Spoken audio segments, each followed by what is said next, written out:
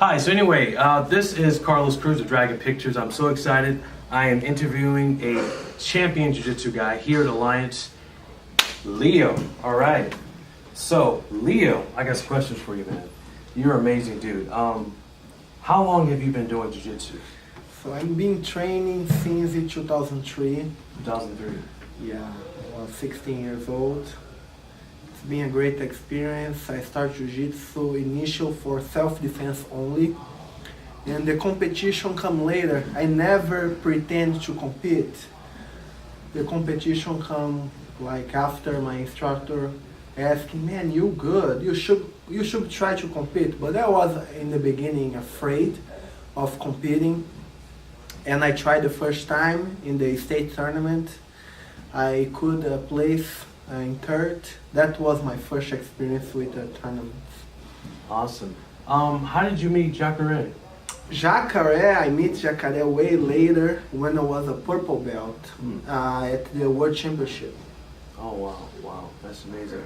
And what are some misconceptions people have about jiu-jitsu? People have the misconception associating with MMA mats. They think jiu-jitsu is way aggressive. They think you're gonna get hurt. But as you guys know, jiu-jitsu is like based on leverage and technique, giving a chance to the weaker guy beating like a stronger person. Oh, that's awesome. Now, coming from, since you have competed a lot, go ahead and list off your accomplishments in competition for people who don't know, who don't study jiu-jitsu. My accomplishments in the competitions? Yeah, my first big accomplishment in jiu-jitsu was in 2006. I was a blue belt. I won the World Championship as a middleweight. That was, as a blue belt, compared with a black belt, I'm a world champion as a black belt too. It's like little, but for me, my heart, my first world championship was the most important for me. Was a big challenge in my life. That's awesome. That's awesome. So you have about like 7 IBJJF titles. I have 5. Five. That is amazing. What advice do you give to people who are scared to compete? Face your fears. You only gonna beat your fear when you face it. You gotta go over there, compete, and the more you compete, the best you're gonna get. It's no way of you getting better in something if you don't try. Oh, that's interesting. That's interesting. Now, I know jiu-jitsu has grown a lot, and is there a big difference, in your opinion, between sport jiu-jitsu and then people say they just do regular jiu-jitsu, non-competition? Competition and self-defense jiu-jitsu. Yes. That's what you mean. Yeah, it's a difference. Self-defense jiu-jitsu,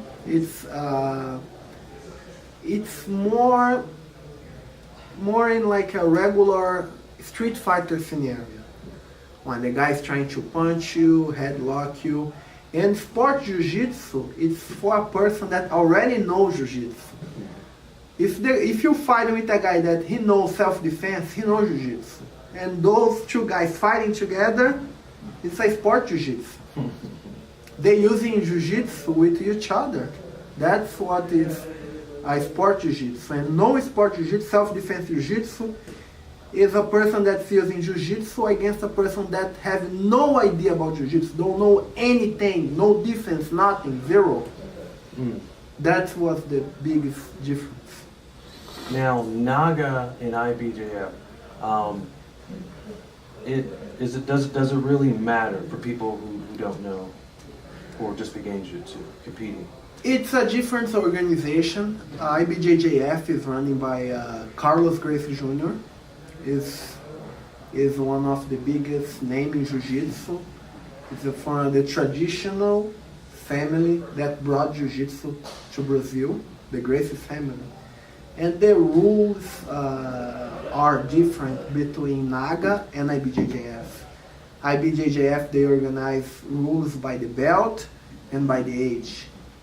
Naga, they have different rules. I believe they have weight divisions, but they allowed some submissions that is not allowed in other belts in IBJJF. For example, IBJJF don't allow the leg locks for the blue belts and lower. Blue and purple, no leg locks. Brown and black, leg locks. Naga, no, they allowed leg locks for all belts. Oh. So I guess you can say it's safer to compete in IBJJF. Safe for you competing in IBJJF, different rules. I think, in my opinion, better rules. Better rules. Is it harder to register for IBJJF than it is for a Naga? Oh yeah, you must get your affiliation. You must register before way before the tournament, like a few days before. They're gonna organize, check the background of your instructor, seeing if you train in a legit school. And Naga, you can go over there. The tournament is today. You can go over there, register and fight. That's the difference. The organization. Ah, okay. And have you seen more women training in Jiu-Jitsu now? Yeah, women's is growing in Jiu-Jitsu, especially in the United States. Why do you think that is? Self-defense. Most girls that start training, they start training for self-defense. I never seen a girl start training, oh, I want to be a champion. Guys, especially young guys, oh man, I'm going to be a champion. They start training, think about being a champion. You know, for being a student here, I think I've grown maybe about 40%, because I think I was a little bit tense, a little bit scared, a little bit. Now I've definitely gotten the basics, and I definitely appreciate you guys, instructors, just being here. And I see that I've come out of my shell a little bit, and a little personality and things like that, and I appreciate it a lot. And thank you for your time, Leo. Thank you guys. Thanks for the opportunity. All right, check out Alliance.